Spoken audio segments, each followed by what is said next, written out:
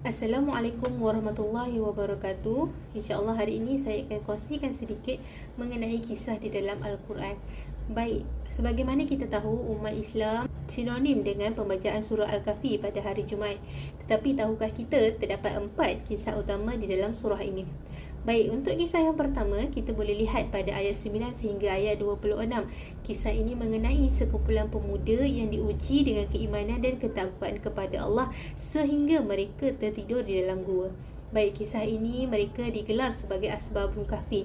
Kisah ini menuntut kita agar kita sentiasa bersahabat dan bergaul dengan orang-orang yang soleh supaya kita dapat sama-sama membantu mencapai keimanan kepada Allah.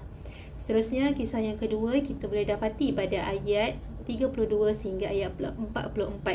Kisah ini mengenai dua pemilik kebun yang diuji dengan harta benda yang menimpa mereka. Kisah ini menuntut kita agar kita sentiasa tahu dan sedar bahawa apa sahaja yang kita miliki di dunia ini tidak akan kekal dan hanya bersifat sementara.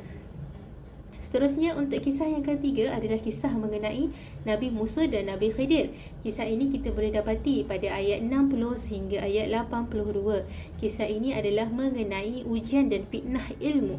Di sini dia menuntut kita walau setinggi mana pun ilmu yang kita ada, sentiasalah bersikap rendah diri dan tawaduk.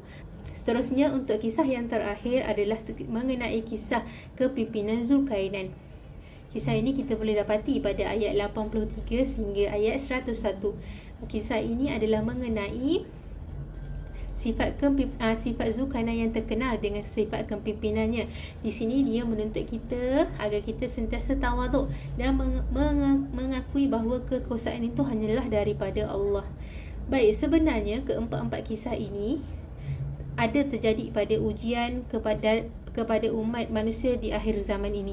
Jadi apabila kita membaca, kita sentiasalah bertawaduk dan mengambil iktibar daripada kisah-kisah ini agar kita dapat sama-sama menjaga diri dari ujian ini, insya-Allah. Baik, itu sahaja daripada saya. Assalamualaikum warahmatullahi wabarakatuh.